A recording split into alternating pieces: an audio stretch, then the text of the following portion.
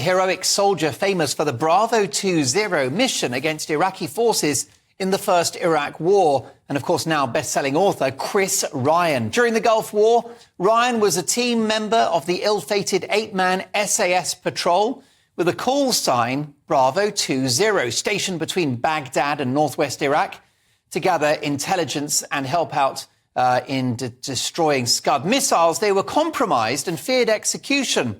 They were forced to head to Syria on foot. Ryan walked almost 200 miles to the Syrian border. This march made SAS history as the longest escape and evasion by an SAS trooper or any other soldier. During his escape, Ryan suffered injuries from drinking water contaminated with nuclear waste. In 1991, Ryan was awarded the coveted military medal in recognition of gallant and distinguished services in the Gulf. Chris Ryan, welcome to Mark Dolan tonight. Hi, Mark. How are you?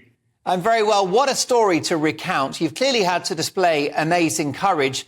Were there moments when you genuinely feared for your life? I would say every day, every night, Mark. It wasn't the fear of being caught or the Iraqi army. It was the weather. It was the coldest winter Iraq had ever had for 30 years. Temperatures were below zero during the day and at night. And to back that up, sadly, 2 of my colleagues died of hypothermia. I lay next to one of the guys, Vince Phillips, a very brave soldier, who passed away during the night. It was horrendous. And those 7 days and 8 nights, obviously I had to lie up during the day, and it was absolutely freezing and there was no sleep. I would try and nod off, but basically woke up, shaking. And that's your body telling you if you don't wake up, you're going to die.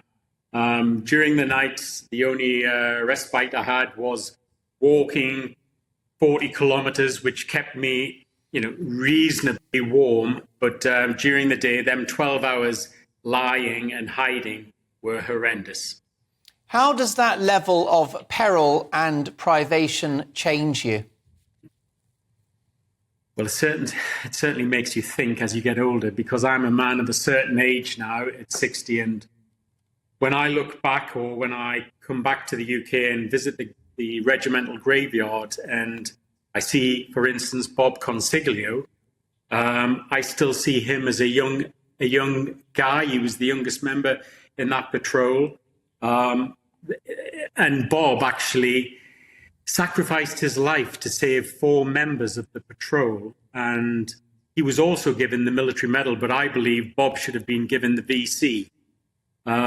He went to ground and he kept the enemy at bay for over 40 minutes before, sadly, he was shot and killed, but allowed the other guys to escape. So when you put it into context, I mean, you can say, I'm having a bad day, but time is a softener, and it's very hard even for me to think back on that week. I was a qualified guide. I've worked in some of the coldest places on earth, but that week in Iraq was certainly the worst week I've had. And you faced execution. Does the memory of that haunt you?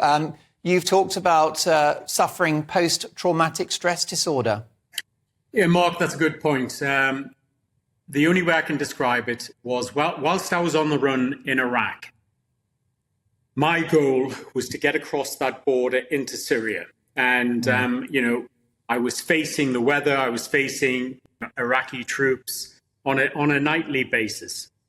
When I got into Syria, I thought I was safe. That was, the final goal. Actually, when I got into Syria, any mental problems that I succumbed to or had was at that point. Because I was at a low ebb. I probably hadn't slept at all for 6 days. I hadn't ate or drank very little. I handed myself over to the police, and I should have been safe. And because of maybe, you know, their loyalties to their cousins in Iraq, they messed around with me. They held a mock execution. They told me I was going to Baghdad and everything else. So I would say the mental problems came from that short period of time. When I got to Damascus and I was handed over to their secret police, these guys, they couldn't do enough for me. But it was just that small period of 24 hours of being taunted and told that I was going to die. At one point, you know, I was in the desert. They dragged me out of a vehicle and they put a pistol to my head. And I was more annoyed at myself for handing myself over. You know, I just walked for 7 days and 8 nights. And I thought, you know, I could have walked to Damascus. It was a bizarre time, wasn't the best week. Well, no, following your consumption of radioactive water during your Bravo 20 escape, you actually were advised not to have any kids, but you're delighted to have that daughter of yours. Yes, that was strange. When I got out, the 2IC of the embassy, he worked for a certain department within our security services. Well, look, do you know something, Chris? It's the most fascinating story. We've got to get you in the studio to discuss it because the clock's against us. But let me tell you, your books are incredible. You've written for teenagers, for adults, fiction, non-fiction.